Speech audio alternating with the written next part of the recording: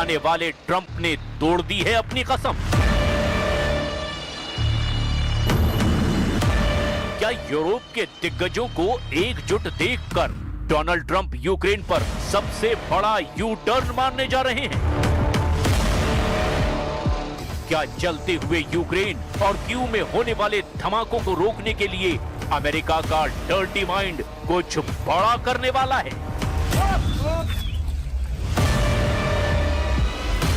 Putin के इशारों पर यूक्रेन को बांटने वाला ट्रंप का पीस प्लान लॉन्च होने से पहले ही अटक गया है। ट्रंप का चाकू चले और सीधा यूक्रेन पुतिन को सौंप दिया जाए। इससे पहले ही ट्रंप ने यूक्रेन को लेकर ऐसी बात कह दी है कि ज़ेलेंस्की का बुझा हुआ चेहरा फिर युद्ध वाले जोश की वजह से चमक सकता है।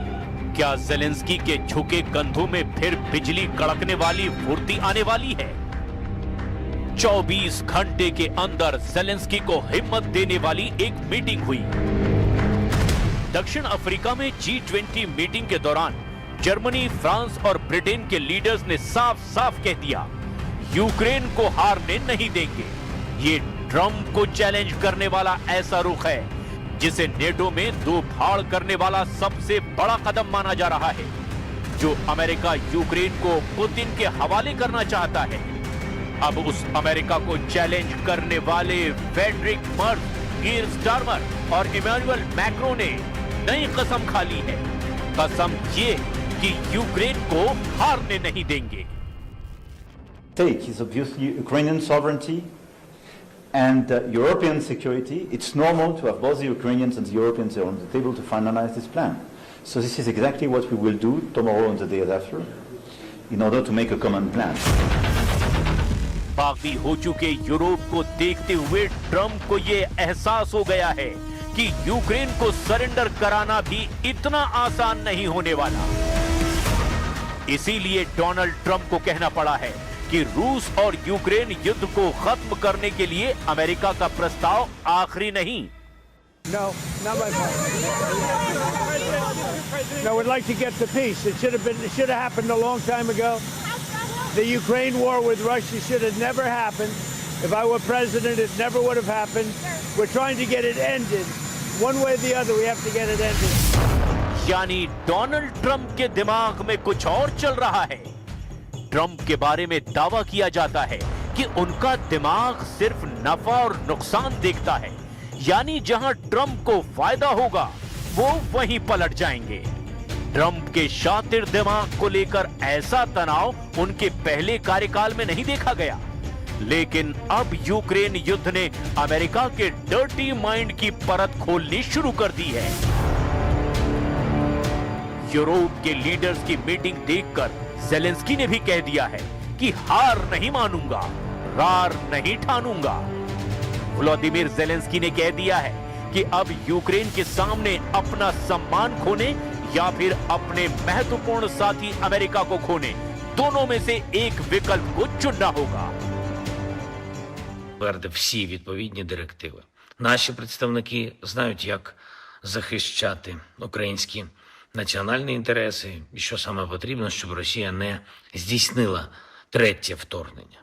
Ще один удар по Україні.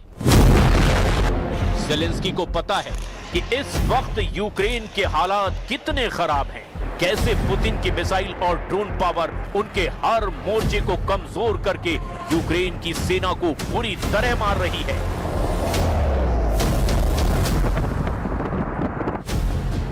रूस का दावा है कि खार्किव के वॉर जोन में यूक्रेन के 5000 सैनिक फंसे हुए हैं।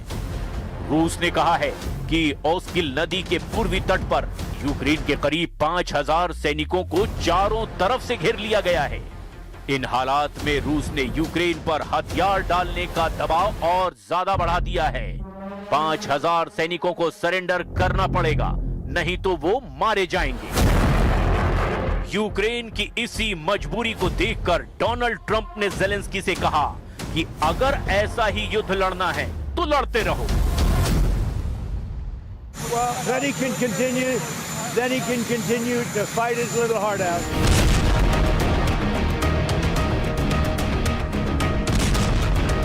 इस वक्त यूक्रेन के कई मोर्चों पर बहुत बड़ा युद्ध चल रहा है। यूक्रेन के शहरों पर रूस के हमले आग उगल रहे हैं। यूक्रेन के निप्रो शहर पर रूस ने ड्रोन अटैक किया है। इन इमारतों के परखच्चे उड़ गए हैं। खिड़कियां, दरवाजे और दीवारों का हाल भी देखिए। गाड़ियों की हालत देखिए। इस हमले में 14 लोगों के घायल होने की खबर है। यूक्रेन की हालत ऐसी है कि अब युद्ध के मोर्चे के करीब ज्यादातर शहरों में नौजवान लोग बहुत कम नजर आ रहे हैं। या तो वो युद्ध में झोंक दिए गए हैं या फिर वो अपने इलाकों को छोड़कर परिवार समेत यूक्रेन के दूसरे शहरों में जा चुके हैं, या फिर यूरोप के बाकी देशों में पुतिन की फौज को लेकर गुस्सा यहां बहुत ज्यादा भड़का हुआ है।